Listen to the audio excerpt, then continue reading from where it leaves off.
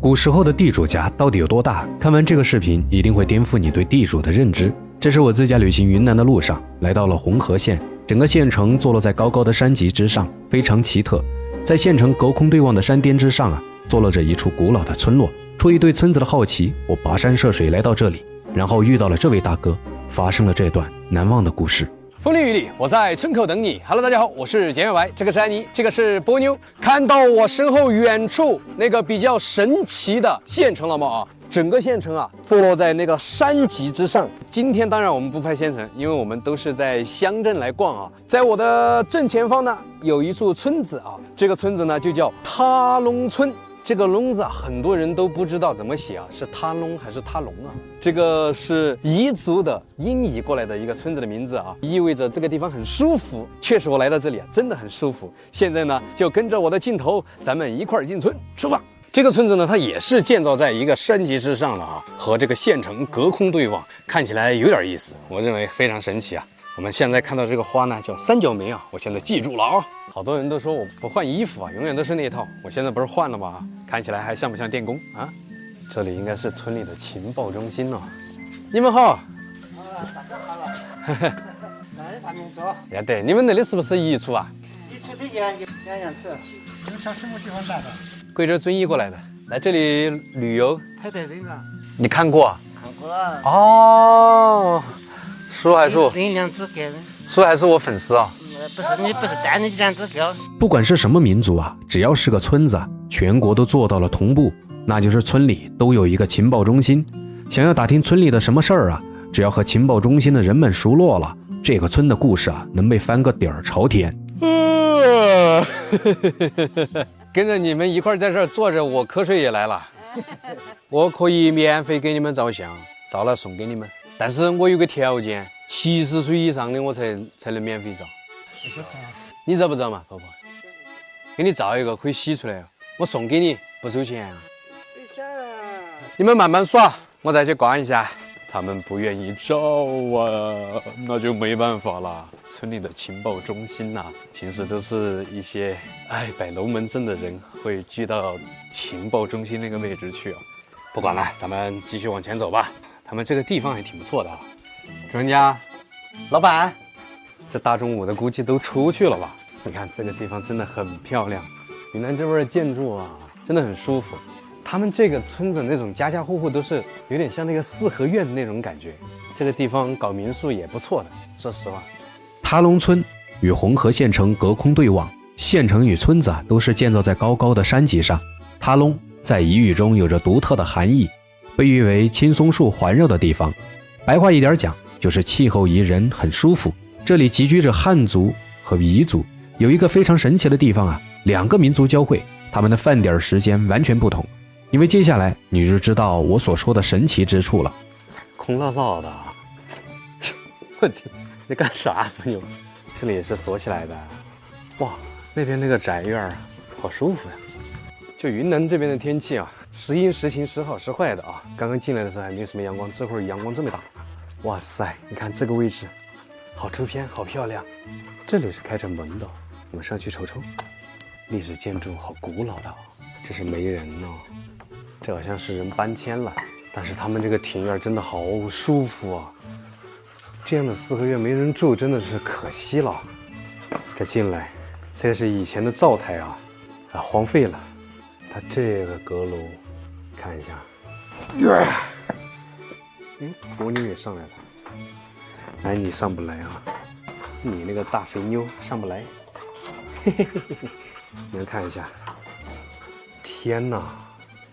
哇塞，这蓝天白云，你看这样的院落真的好舒服特别是县城就在那对面山脊之上我看到这幅画面的时候，我想起了如果我从那里走进来，有一个彝族姑娘这样探出头来，或者哈尼族姑娘探出头来，穿得很漂亮这么好的地方没人住要是我搞民宿你看这搞民宿搞出来真的很舒服的而且这种搞民宿不需要特别的整改，稍微的打整一下，保留着原汁原味的建筑就好了。人去楼空曾经在兴旺繁荣的地方，你们看一下这石板都玉了，这得是多少代人在这里生活居住。我真的超喜欢这样的石头的建筑。这个是一个大户人家，跟你讲，我刚刚在无人机上看了，它这个是2进院儿的那种。走进村子，仿佛穿越到了旧时光。在过去，这里可是茶马古道的重要一站，始建于明代的自然村落，人们依旧生活在这里，还能保存至今。放眼全国也不多见，家家户户都是类似于这样的四合院的建筑，让我很是羡慕。这像一个城墙一样穿过这道城门，我们就来到了另外一个世界。哇哦，这边可以看到这个村落的全景啊。走下面吗 ？OK， 我跟着你们走。上一次就是跟着你们走，啥也没吃到。哇，云南就是不管走到哪儿，花花草草的都少不了。我们又看到了，这个是芒果还是木瓜？我考一考兄弟姐妹们，芒果还是木瓜？回答我。上来。哇塞，这个村子其实挺漂亮的。这个老房子好像是没有人住的，大部分都是荒废了，感觉这样看过去还挺漂亮的。哇塞，你们看一下这个院子也好舒服啊！这个院子应该是有人住的，为什么？你看门前有这么多盆栽这个柴火摆放的整整齐齐的，但是这屋门是从里面锁起来的吧？我想起了这个花，这个花是我去年去甘肃奶奶那里，柿子村奶奶那里，我当时送她的花就是这个花，我一时忘了叫什么名字了。哇，走在这样的地方真的怎么说呢？这个地方就是拍那种乡村生活的综艺节目太合适了，这个位置，这些老木屋，这些土砖房搞民宿太有意思了。哇，这个灯也有一定年头了嘿，你好。你们是哪里的？我是从贵州遵义过来的哇塞，他们这里好舒服了。他们在做饭，怎么突然间不好意思去打扰他们家？他们这里好多这种小盆栽自己弄的。这个紫色的这个是什么花呀？我经常看见，但是忘了它的名字太出片了，拍照真的很美，这里特别适合拍照，女生应该很喜欢在这样的地方拍照出来，很有感觉。爷你好，你们在吃饭了？那么早就吃饭了呀？好早哦！我是真没想到3点多1点就已经开始吃晚饭了，这给我打了个措手不及我还想着大老远来一趟吗？在当地人家里做客，吃上一顿本地特色，这也算是不虚此行。结果我从上往下逛了一圈，村民们都已经吃过晚饭了。就在我以为今天又要挨饿之际，然后遇到了这位很有孝心的大哥。这里有一个门开着的，伯牛，回来！你们有没有发现一个很神奇的现象？我们进来这么久了，连一只鸡都没发现，一只狗也没发现。有人吗？我们旅游路过来这儿玩，来你们家。我带着2只狗狗的，方不方便啊？我进来看到你们村子里面都没人养狗养鸡这些有。说你们贵姓啊？你们这里是彝族多还是汉族多？汉族多，我们是彝族。你们是彝族。哎呀，他们这个院子真的很舒服你们看一下。哪里来的？我是贵州过来的。平时你们也没在家吗？这个来我回来看来。这样子。这里还有个燕子窝嘞。这里也有一个。有4个窝。刚刚伯牛摔了一跤，把这里摔伤了。这小子眉清目秀呢。谢谢哥。给他喝点，不让他太热。谢谢哥，就用那个也可以的。凉开水这是。喝吗？我不叫他喝，他不喝。这个懒狗趴在地上喝。相由心生，大哥看上去就很面善，特别是他放下工作，专程回家照顾自己母亲，这个举动就能看得出来他真的很善良。特别是他拿凳子出来让我坐的时候，还会特别用手抹一下灰尘的这个细节，真的很贴心。而且家里面有3、4个燕子的窝，他也不忍心驱赶，这足以证明他们心中的善意。那上面有一个很大户人家的，那是地主家的房子。那一排的是。就是那个房子，他没有人住。有的有，有的没有。那个房子看着真不错。我我们在这里就是皇帝出生的地方的，皇帝的坟就在那边。哪个皇帝？本地的皇帝嘛。哦，本地的皇帝啊。哦，这样子。土皇帝的。土皇帝。不，他是挺。你多大年龄了13了吧现在。那我应该叫你一声哥。你妈妈的话，年龄的话，其实我应该叫奶奶比较合适。但是叫你呢，我应该叫你哥合适。你们是不是有好几兄弟哦？我们有2个姐姐有。哦，2个姐姐，你们3兄妹。对。像你们这个房子建出来要花多少钱？以前我盖的时候，我24岁盖的时候才是2万多元。哦，就花了2万多钱。30年了左右。哦，这个房子30多年了。就96年盖的。96年盖的。不够宽啊，这个。够了，我们老家没有这么大的院儿的，都很小，它就是一栋。没有像你们这种，你们这边就是喜欢做房墙嘛，比如说那个3房1照壁啊，然后有的是4合院啊，挺舒服的。和大哥聊天才知道，村里那成片的老建筑啊，原来是地主家的。在我固有的观念里，地主也就是一土财主嘛，那顶多就是个大院儿。没想到这么大一片都是地主的。不过看网上的资料记载，因为这里是茶马古道的驿站，所以村里很多人就做起了马帮，然后经商，后来赚了钱才修建了这样的建筑。吃饭嘛。吃饭哦。在这个吃嘛，在我家嘛。也可以嘛。还早嘛。现在可以吃了嘛？现在3点了嘛，4、5点就要吃了。哦，你们4、5点就开始吃饭了？汉族是一般3点、4点就吃了，我们是族就不吃嘛。哦，彝族就要慢一点。他已经芒果吃了，现在。哦，有芒果啊。有2、3个。青芒果。你们该吃了，昨天看。我吃啊，我们吃过的，但是我都快忘了这个味道了。哦，你们这边种的专门种的有很多哦。有啊。哦，叔叔的小池塘还养着小鱼的，嘿嘿，他自己搞的一个小盆景呢。你们的吃法是吃甜的还是吃辣的？老人不吃辣，你们吃辣的吧？我都可以，根据老人家来嘛。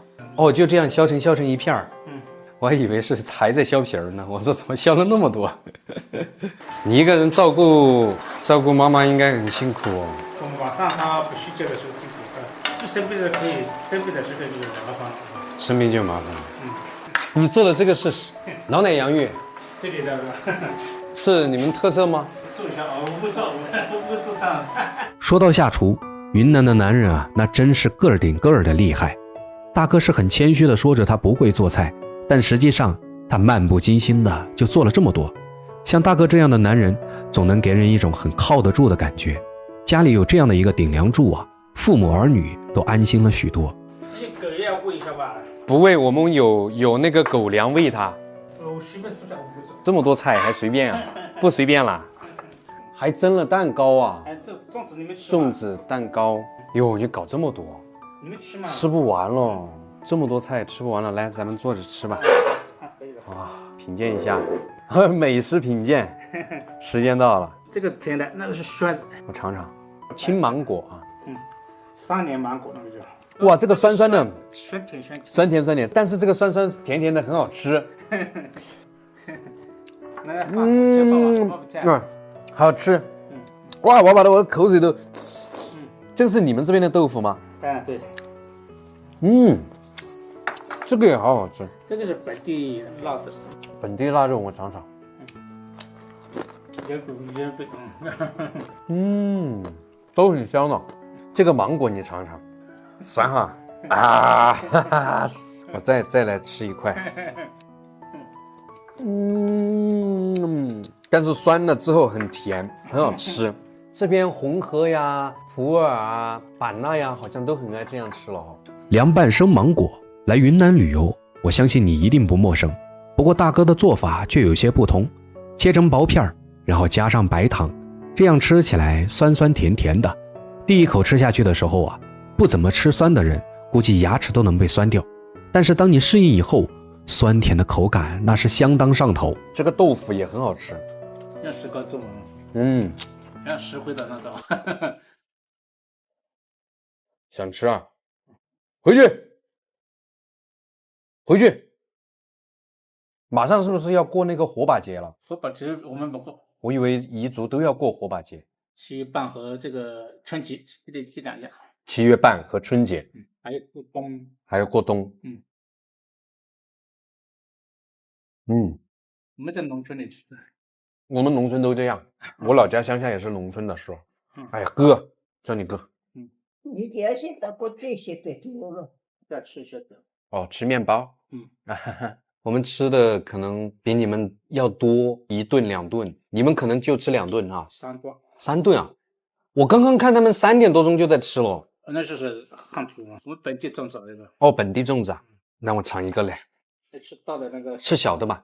一样的。哦，差不多的，一样的。把这个和这个放在一起吃吗？装糊在一起吗？不一样的味道。那个粽子香嘛，还挺好吃的。你这样吃过没有？没。你要不要试一下？我不当。吃芒果加粽子，哎，这味道还真不错啊！研究了一个新吃法。拍个照片。在哪里拍啊？就在院子里面拍就可以了。阿妈，看这里。你跟他说笑一个，我说3、2、1。我去车那里，我去打印了，跟他拿过来。他眼睛能看清吧？眼睛好。那我先去那个打印照片，你等我一下啊。好。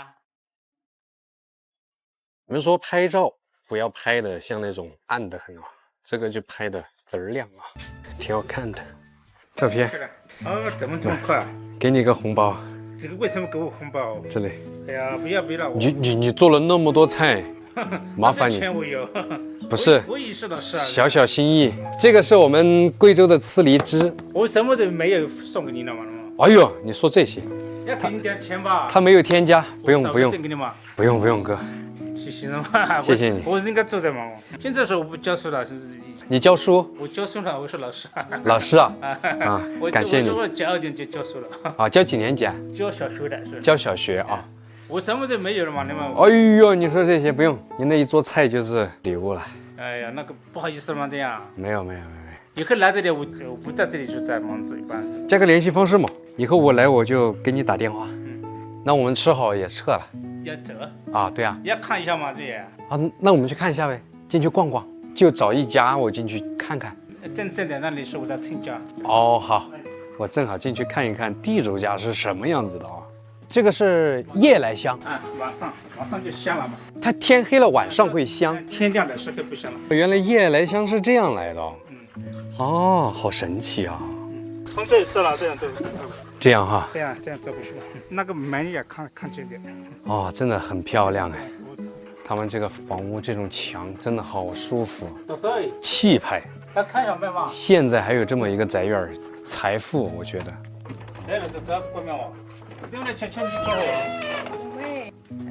哦，好舒服啊！